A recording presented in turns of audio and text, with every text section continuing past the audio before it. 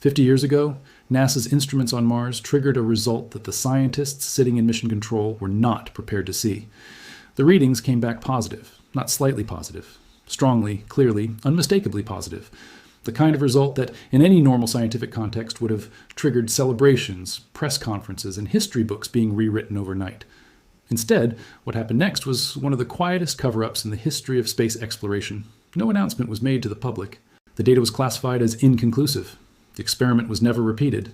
And for the next 5 decades, every science textbook on Earth would go on telling your children and their children that Mars is a dead, lifeless rock. But here's the thing. The data from that experiment still exists. The scientists who ran it spent the rest of their lives saying the same thing. We found life. And the very rovers NASA has sent to Mars since then have been quietly confirming, piece by piece, year by year, that everything the original experiment pointed to was real. So the question you need to be asking right now is not whether there's life on Mars. The question is why you were never supposed to know about what was found there. To understand what actually happened, you need to go back to the mid-1970s. NASA was in a strange and difficult position. The Apollo moon landings had just ended. The space race against the Soviet Union had been won. The country had gone to the moon 6 times, walked on it 12 times, and brought back hundreds of pounds of lunar rock. It was one of the greatest achievements in human history. And then it was over. The funding dried up. The political appetite for expensive space missions faded. Congress cut NASA's budget significantly, and the agency was forced to rethink what it could realistically do with what it had left. The original plan for the 1970s had been called the Apollo Applications Program, a vision for pushing human exploration beyond the moon and toward Mars, building on the momentum and technology from the lunar missions. That plan was canceled. It was simply too expensive in the new political climate. But Mars was not going to wait. The scientific drive to understand our neighboring planet was not something you could just budget out of existence. So NASA drew up a new mission, smaller in scale but enormous in ambition. 2 identical robotic spacecraft would be sent to Mars, each consisting of an orbiter that would circle the planet and a lander that would touch down on the surface. They would be called Viking 1 and Viking 2. Viking 1 launched from Cape Canaveral on August 20th, 1975, riding a Titan Centaur rocket into space. Viking 2 followed on September 9th, 1975. The total cost of the mission was staggering for the time, over $600 million in 1970s money. The life detection instruments alone cost $300 million. This was not a casual experiment. NASA was betting an enormous amount of money, engineering, and institutional reputation on what these landers would find. Mars in those days was still a deeply mysterious world. The only detailed images anyone had were from earlier flyby and orbiter missions. Mariner 4, which flew past Mars in 1965, had returned just 22 blurry black and white images. Mariner 9, launched in 1971, became the first spacecraft to orbit another planet and managed to map most of the Martian surface, discovering planet-wide dust storms and ancient valley systems carved by what appeared to have been rivers of flowing water. That last discovery was important. It meant Mars had not always been the freezing desert world it appeared to be today. At some point billions of years ago, liquid water had flowed across its surface, carving canyons and deltas that looked remarkably similar to features on Earth. And where water exists, life has a chance. That was the scientific reasoning driving the Viking mission. After an 11-month journey through space, Viking 1 arrived in Mars orbit on June 19, 1976. For several weeks, its orbiter photographed the surface below, helping mission controllers narrow down the exact landing site on a flat plain called Crisa Planitia. Then, on July 20th, 1976, the lander separated from the orbiter and began its descent toward Mars. Everything that happened next was completely automated. A signal from the Viking spacecraft took 19 minutes to reach Earth, which meant there was no possibility of human control during the landing sequence. A 1970s onboard computer running programs designed years in advance had to do the entire job by itself. The lander first used a heat shield to survive entry into the thin Martian atmosphere, then deployed parachutes at high altitude. Even with parachutes fully open, the thin air of Mars could only slow it to around 200 kilometers per hour. With the surface approaching, the parachutes released and rocket thrusters ignited, bringing the spacecraft down to a gentle 8.5 kilometers per hour at the moment of touchdown. Within 25 seconds of landing, Viking 1 sent its first image of the Martian surface back to Earth, showing a landscape of rocky desert stretching to the horizon in every direction. Now here's where the story gets serious, because the pictures, as remarkable as they were not really the point. The real purpose of the Viking mission was the life detection unit sitting inside the lander. It contained 3 separate biological experiments, all designed to test the same basic question from different angles. Is there something alive in the soil of Mars? The first was called the gas exchange experiment. Scientists added a small drop of water mixed with nutrients to a sample of Martian soil and then monitored the sample carefully for any new gases being released. The thinking was simple. If something in the soil was eating those nutrients and drinking that water, it would produce gases as a byproduct of its metabolism, the same way every living thing on Earth does. The result came back positive. Both oxygen and carbon dioxide were released from the sample after the nutrients were added. That was encouraging, but it was not completely conclusive on its own because existing gases trapped in the soil could theoretically have been released by the water. The second experiment was called the pyrolytic release experiment. This one exposed the soil sample to carbon dioxide and ultraviolet light in an attempt to detect any sign of photosynthesis, the process plants and many microbes use to convert sunlight into chemical energy. The result returned a slight but detectable positive signal. Again, not absolute proof, but not nothing either. And then there was the third experiment. This was the one that changed everything. It was called the labeled release experiment, and it was the most precise and carefully designed of the three. It was invented and built by a NASA scientist named Dr. Gilbert Levin. The experiment worked like this. A small amount of water carrying radioactively tagged nutrients was added to the Martian soil sample. The radioactive marker meant that if anything in the soil consumed those nutrients and converted them into gas, the gas itself would carry that radioactive signature. It was essentially a molecular fingerprint. If you detected radioactive gas coming out of the soil, it had to have passed through some kind of metabolic process to get there. The only known mechanism capable of doing that was biological activity. The result of the labeled release experiment on Viking 1 was a strong, clear positive. Radioactive gas was released from the Martian soil sample, and when Viking 2 landed in a completely different region of Mars, called Utopia Planitia, in September 1976, 4,000 miles away from the first landing site, it ran the exact same experiments and returned the exact same results. Positive. At both locations, separated by thousands of miles. The readings were not just slightly above background noise, they were, in Dr. Levin's own words, consistent with a biological response. He spent the next 4 decades of his life convinced that the experiment had detected living microorganisms in the Martian soil, and he said so publicly until his death. So why did the world not find out about this? Why does every science class teach that Viking found nothing? The answer comes down to a fourth instrument on board the landers called the gas chromatograph mass spectrometer. This instrument's job was different from the biology experiments. Instead of looking for signs of living processes, it was designed to search for organic molecules, the carbon-based chemical building blocks that all known life is made from. The idea was that you needed both pieces together, signs of biological activity and the raw chemical ingredients for life. If you had positive biology results but 0 organic molecules in the soil, the argument goes that something other than life could be causing the biological readings. And that is exactly the situation Viking found itself in. The gas chromatograph mass spectrometer heated the soil to 500 degrees Celsius, vaporized it, and analyzed everything floating in the vapor. It found no organic molecules, none. Because NASA's rules for declaring life on Mars required both sets of results to be positive simultaneously, the official conclusion was that the results were inconclusive rather than life positive. The labeled release positive result was dismissed as likely caused by some unusual chemical oxidant in the Martian soil reacting with the water. No life declared, story closed. But here's what the public was never told. In 2008, a completely different NASA mission called Phoenix landed near the Martian North Pole and discovered something extraordinary in the soil. Perchlorates. Perchlorate is a highly reactive chemical compound. And when scientists went back and looked at what happens when you heat Martian soil containing perchlorate to 500 degrees Celsius, which is exactly what the Viking gas chromatograph did, the perchlorate destroys organic molecules. It chemically burns them away before they can be detected. In other words, the one instrument that was supposed to find the missing piece of the puzzle had been inadvertently destroying the very evidence it was looking for the entire time. The absence of organics in the Viking data was not proof that there were no organics on Mars. It was proof that the instrument was not capable of detecting them under those conditions. This realization completely changes the interpretation of Viking's data.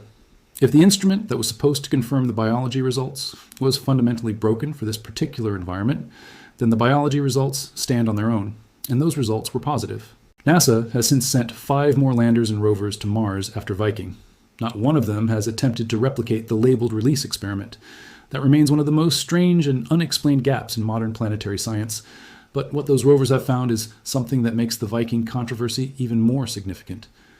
In March 2025, NASA's Curiosity rover made a discovery that shocked the scientific community. Scientists were re-examining an old rock sample the rover had drilled back in 2013 from a mudstone target called Cumberland in Gale Crater. They were originally searching for amino acids. They found something else. The sample contained the largest organic molecules ever detected on Mars: decane, undecane, and dodecane. These are long-chain hydrocarbons containing 10, 11, and 12 carbon atoms, respectively. They are fragments of fatty acids. On Earth, fatty acids are essential components of cell membranes and living organisms. They are among the most fundamental building blocks of biological life. The mudstone they were found in formed at the bottom of an ancient lake that existed in Gale Crater approximately 3.7 billion years ago, around the same time that life first appeared on Earth. A subsequent study published in July 2025 by scientists at NASA's Goddard Space Flight Center concluded that the organic concentrations measured were greater than what could be explained by meteorite delivery alone, and raised what the researchers themselves described as a speculative but serious possibility that some or all of the original organic material could have been produced by a hypothetical ancient Martian biosphere. And then, in September 2025, NASA's Perseverance rover delivered what many scientists are now calling the most compelling evidence for ancient life on Mars ever found. The rover had been exploring Jezero Crater, the site of a lake that existed on Mars more than 3 billion years ago. In a dry, ancient river valley within the crater, Perseverance drilled into a striking arrow-shaped rock nicknamed Chayava Falls and extracted a sample called Sapphire Canyon. When scientists spent a year analyzing everything the rover's instruments had recorded about that rock, what they found was astonishing. The surface of Chayava Falls was covered in two types of unusual patterns: small black spots the team nicknamed poppy seeds, and larger spotted markings with dark rings around pale centers that the scientists called leopard spots. When Perseverance's PyXL instrument, an advanced X-ray chemical analyzer, examined these leopard spots in detail, it found two specific iron-rich minerals, vivianite and greygate, arranged in a pattern that suggested chemical reactions had occurred at precise locations within the rock billions of years ago. Both of these minerals have strong biological associations on Earth. Vivianite forms in environments rich with decaying organic matter. Greygate is produced by specific types of microbes that use sulfate as an energy source. The rock also contained white veins of calcium sulfate running through it, clear evidence that water had flowed through this rock in the ancient past.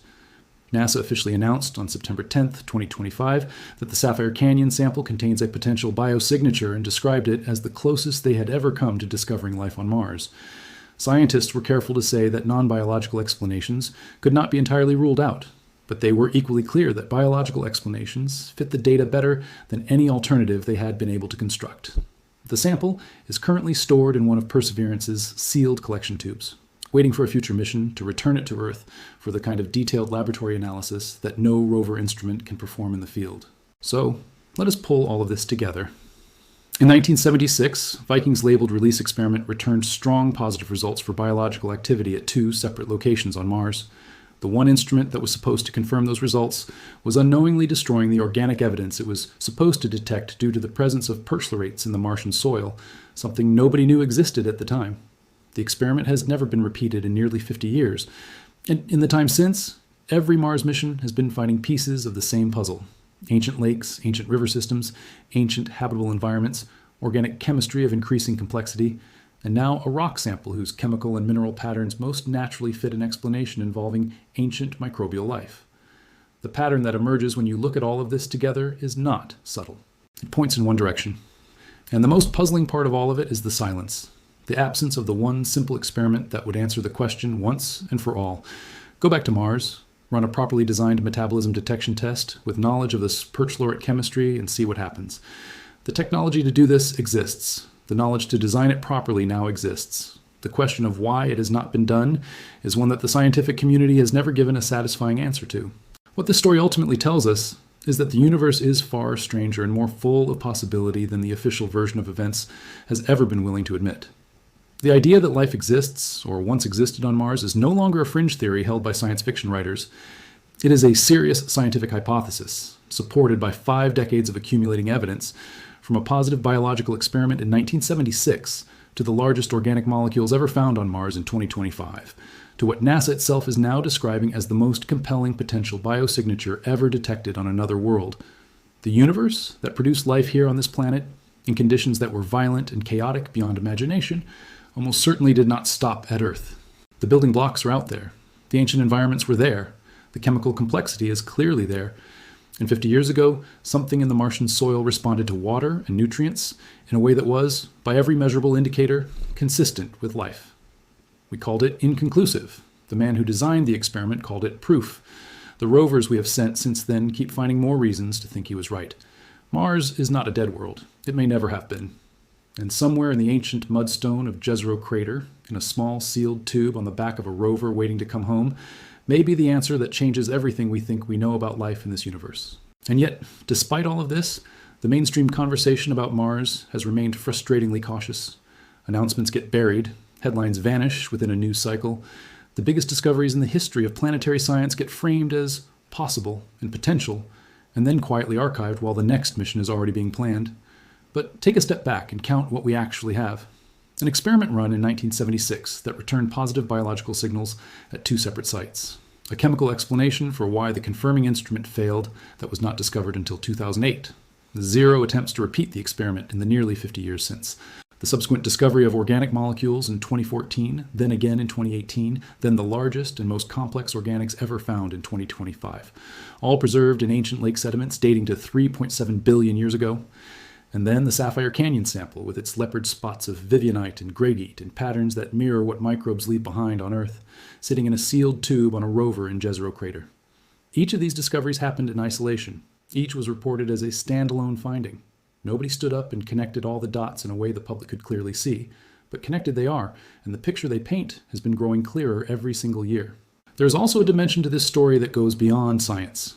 The question of life on Mars is not just a question about Mars, it is a question about Earth. If Mars once had life, even if only microbial life billions of years ago, it completely transforms our understanding of how common life is in the universe. It means life does not require uniquely favorable conditions on a single special planet. It means the chemistry of life, given liquid water and time and the right raw materials, tends to happen. It means that there are almost certainly billions of worlds across the galaxy that have hosted life at some point in their history, and possibly millions that host it today. That is a philosophical revolution more significant than any technological breakthrough in human history. It changes who we think we are and where we think we fit in the grand order of things. And it is almost certainly why institutions are careful and slow and conservative about how they present these findings. The implications are too large to get wrong. But being careful and being honest are 2 different things. And the careful management of public expectations around the Viking results for 50 years, the decision to call a strong positive result inconclusive rather than explain the complexity of the situation to the public, was not just scientific caution. It was a choice. And the people who made that choice in 1976 set in motion a story that is still unfolding today in a small sealed tube on the back of a rover on Mars, waiting for the day it finally comes home. The Perseverance Mars sample return mission, which aims to bring those samples back to Earth, is still being planned and worked through funding and logistics challenges. If and when that mission succeeds, and the Sapphire Canyon sample arrives in a laboratory on Earth where scientists can run every possible analysis on it with the full suite of tools available, we will finally have the answer that Viking pointed to in 1976, the answer that Dr. Gilbert Levin spent 40 years arguing the data already supported. The question of whether we are alone in this universe or whether the red planet next door once shared in the same remarkable experiment of biology that produced every living thing that has ever existed on this world will have a definitive response. And on that day, the story of what Viking found and why it was never properly followed up on will be one of the most important conversations humanity has ever had. The universe is full of mysteries. But some mysteries are not mysteries at all. Some are just answers that certain people were not yet ready to hear. The story of Mars and what happened there 3.7 billion years ago, and what Viking's instruments detected in the soil half a century ago, may be the biggest answer of all, and it has been sitting there, waiting for 50 years. Now, one thing that makes all of this even more striking is the timeline. Mars and Earth formed from the same cloud of gas and dust around the same young star approximately 4.5 billion years ago. In their early histories, the 2 planets were far more similar than they are today. Mars was warmer, it had a thicker atmosphere, liquid water flowed across its surface, filling lakes and river valleys. The same chemical processes happening on early Earth had every reason to be happening on Mars at the same time. Life on Earth appeared somewhere around 3.5 to 3.8 billion years ago.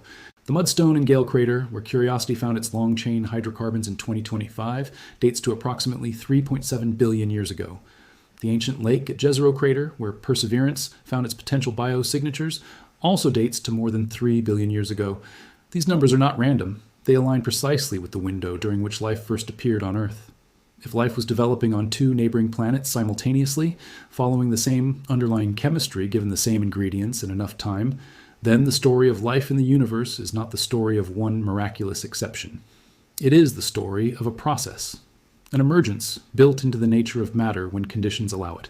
That is an idea difficult to sit with comfortably, and perhaps that is part of why the silence around the Viking results has lasted so long. Not because of a coordinated conspiracy, but because the implications are genuinely enormous, and the scientific community does not want to announce something that large without certainty.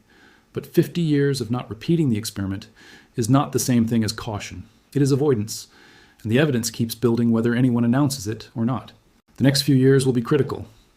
The Rosalind Franklin rover, developed by the European Space Agency, is designed to drill 2 meters below the Martian surface, deep enough to reach soil protected from the radiation that destroys organic molecules near the surface. It carries instruments specifically designed to detect biosignatures, and it will have the benefit of everything learned from Viking, Phoenix, Curiosity, and Perseverance.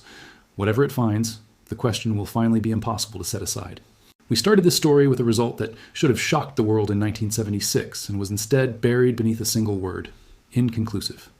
We end it in 2025, with the largest organic molecules ever found on another planet preserved in an ancient lakebed, and a rock covered in the exact mineral patterns that microbes leave behind on Earth, sealed in a tube on a rover in Jezero Crater.